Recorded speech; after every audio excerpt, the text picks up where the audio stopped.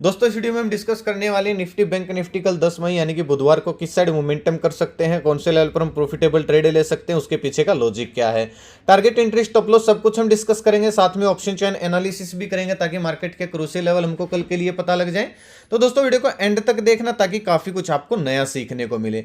चलिए दोस्तों शुरू करते हैं। बैंक निफ्टी का मैंने चार्ट ओपन किया है, 15 मिनट का टाइम फ्रेम है जो कि इंट्राडे के लिए बेस्ट होता है। लास्ट टाइम दोस्तों हमने क्लियरली डिस्कस किया था मैंने बैंक निफ्टी में कि अगर बैंक निफ्टी इस जोन के बीच में ओपन होती है तो सारा दिन इस जोन के अंदर साइडवेज रह सकती है। बहुत सारे लोग पूछते हैं कि सर इसके पीछे का लॉजिक क्या था। आप अगर दोस्तों ध्यान दोगे तो लॉजिक मैंने आपको कल ही बता दिया था कि मार्केट साइडवेज रह सकती है, और इसके पीछे का लॉजिक दोस्तों मैंने बताया था कि एक दिन बड़ा मोमेंटम आ चुका है डाउन साइड और एक दिन बड़ा मोमेंटम आ चुका है अप साइड। तो 2 दिन बड़े मोमेंटम आ चुके हैं, मार्केट सपोर्ट और रेजिस्टेंस के बीच में फंसी है, तो एक साइडवेज मोमेंटम रह सकता है, इनसाइड कैंडल बैंक निफ्टी के अंदर बन सकती है। और अगर आप देखोगे तो दोस्तों आज बैंक निफ्टी इसके अंदर ओपन हुई और सारा दिन तकरीबन इस जोन के अंदर ही, और अगर आप देखोगे तो साइडवेज ही क्लोज हो गई।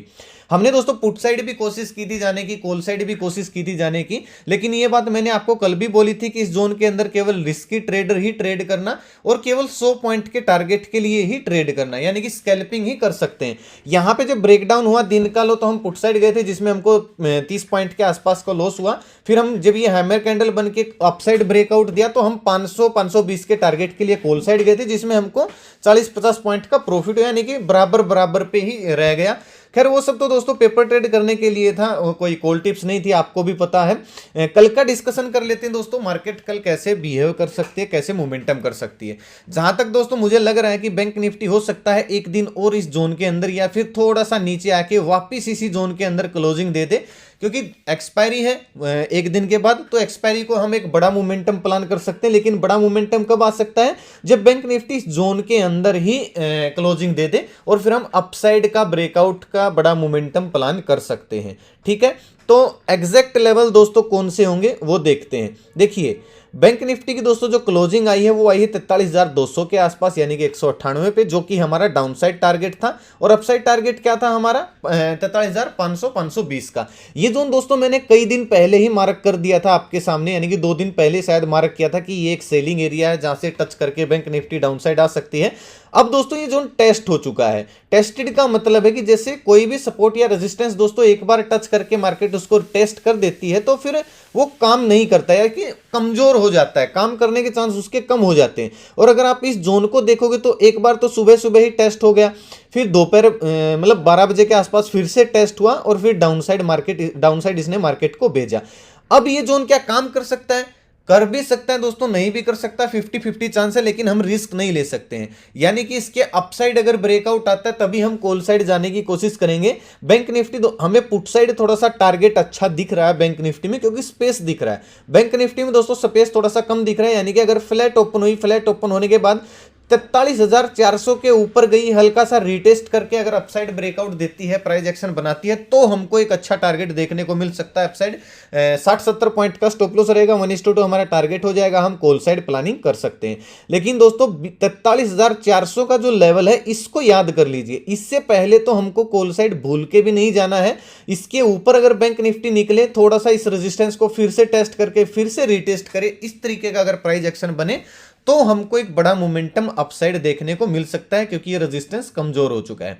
पुट साइड दोस्तों मैं स्पेस इसलिए बोल रहा हूं क्योंकि पुट साइड एक सपोर्ट है 43,000 के आसपास, ये वाला एरिया है। ठीक है, तो अगर बैंक निफ्टी कल फ्लैट ओपन हुई, फ्लैट ओपन होने के बाद 43,150 के नीचे निकलती है, प्लस ये 200 दिन का अगर मूविंग एवरेज ब्रेकडाउन कर देती है तो हमको एक 100 या 150 पॉइंट की मोमेंटम डाउनसाइड देखने को मिल सकता है 43,000 का लेवल।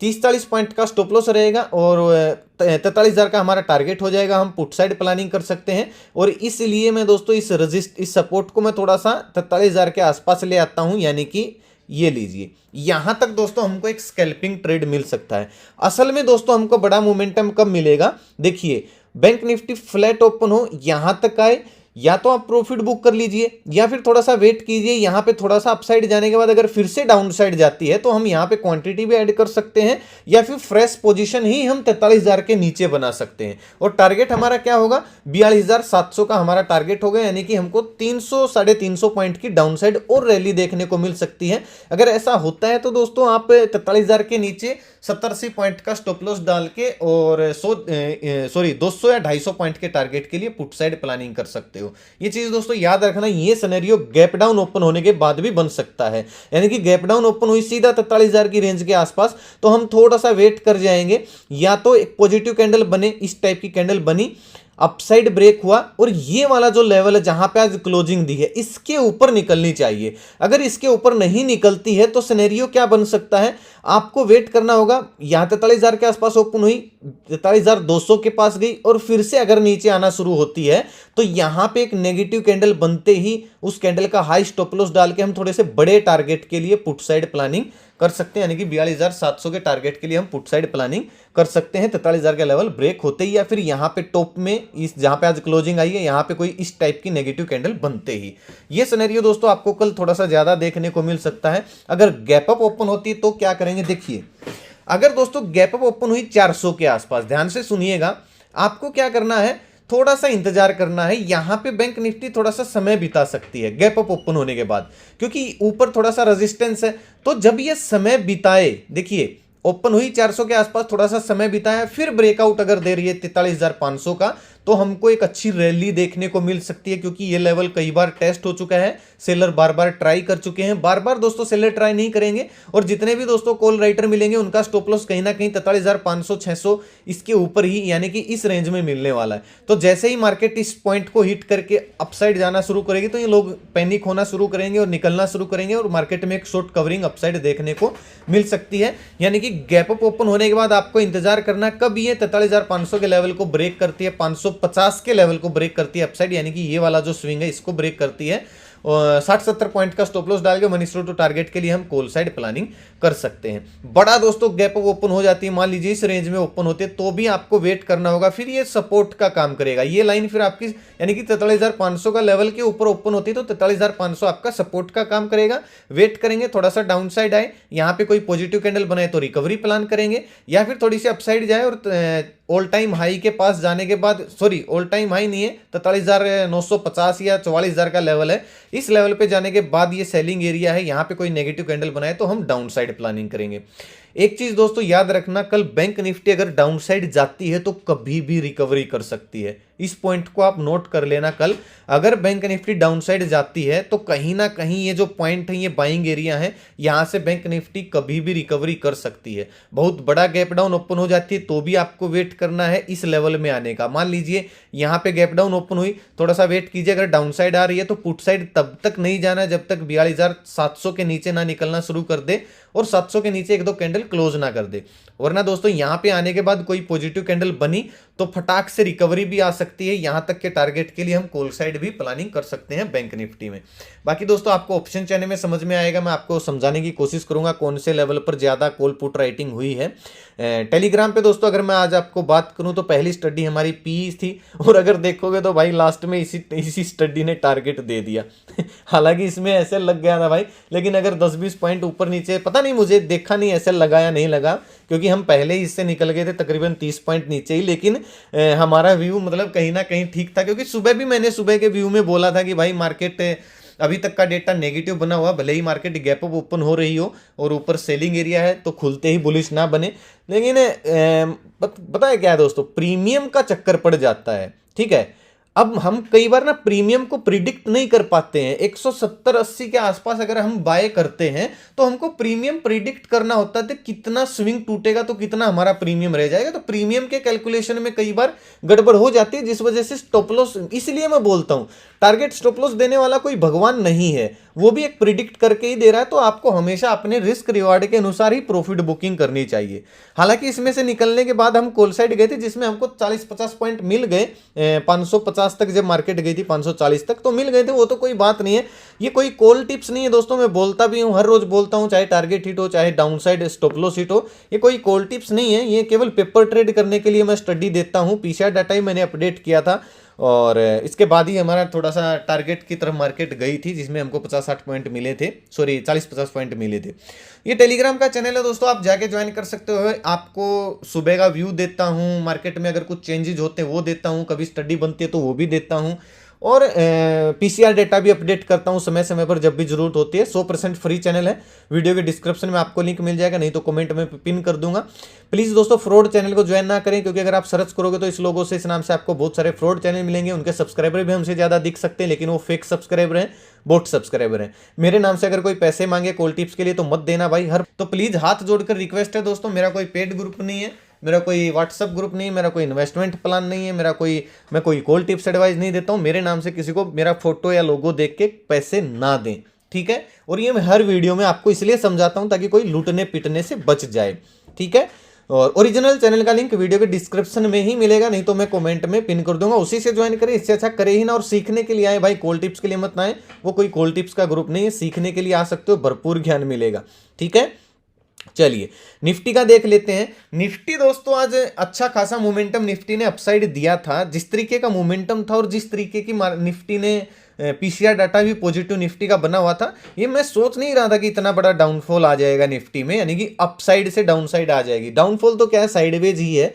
अब आगे क्या हो सकता है निफ्टी में, देखिए निफ्टी में हम 100 पॉइंट का दायरा रखेंगे, और 100 पॉइंट के दायरे के निकलने के बाद ही हम ट्रेड करने की कोशिश कर सकते हैं, यानी कि नीचे 18,200 और ऊपर 18,300, यानी कि जहां से गिरावट आई है। अगर निफ्टी फ्लैट ओपन हो, हल्की फुल्की गैप अप ओपन हो, 18,300 के ऊपर निकल के हल्का सा प्राइस एक्शन बनाती है, ये आज का हाई ब्रेक करती है, तो हमको बैंक निफ्टी याद आ रही है भाई, 18,400 तक के भी हमको टारगेट देखने को मिल सकते हैं। 20-30 पॉइंट का एसएल डाल के हम कॉल साइड प्लानिंग कर सकते हैं, लेकिन प्राइस एक्शन जरूर बनने देना।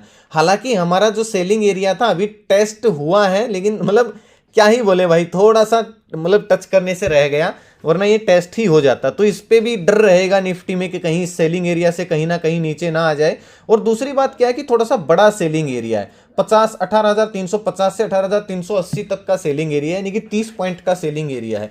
तो हम यहां तक के तो टारगेट प्लान कर ही सकते हैं। अगर 300 के ऊपर निकलते तो 380 तक के या फिर 400 तक के हमको टारगेट देखने को मिल सकते हैं। अब बात आती है दोस्तों पुट साइड की। फ्लैट ओपन हो, फ्लैट ओपन होने के बाद अगर 18,220 200 के नीचे निकलना शुरू करती है, हल्का सा रिटेस्ट करती है, तो हमको 18,100 तक के टारगेट देखने को मिल सकते हैं। 20-30 पॉइंट का स्टॉप लॉस डाल के हम पुट साइड प्लानिंग कर सकते हैं। एक चीज दोस्तों याद रखना, अगर गैप ओपन होती है इस किसी रेंज में, ठीक है, तो वेट करना आप थोड़ा सा। वहीं बैंक निफ्टी की तरह अगर साइडवेज होके थोड़ी देर और फिर ब्रेकआउट दे रही है 18,350 का, 360 का, यानी कि आज के हाई का, तो हम कॉल साइड प्लानिंग कर सकते हैं। और अगर दोस्तों ओपन होने के बाद अपसाइड ये ब्रेकआउट दिया और फिर इस रेंज को अगर रिटेस्ट करने आती है, तो फिर हमको 20-30 पॉइंट का एसएल डाल के हम कॉल साइड प्लानिंग करेंगे 18,400 के टारगेट के लिए। लेकिन समय बिता के अगर ब्रेकआउट दे आज के हाई का, फिर हमको रिटेस्ट का वेट नहीं करना है। और डाउनसाइड अगर आती है गैप अप ओपन होके, तो यहां तक का वेट कीजिए जहां पे आज क्लोजिंग आई है। इस रेंज में आने के बाद अगर कोई पॉजिटिव कैंडल बनती है तो उसका हाई ब्रेक होती है, हम रिकवरी प्लान कर सकते हैं उस कैंडल का लो स्टॉप लॉस डाल के। और अगर गैप डाउन ओपन सीधा 18,200 के आसपास होती है तो हमारे लिए आसान हो जाएगा भाई।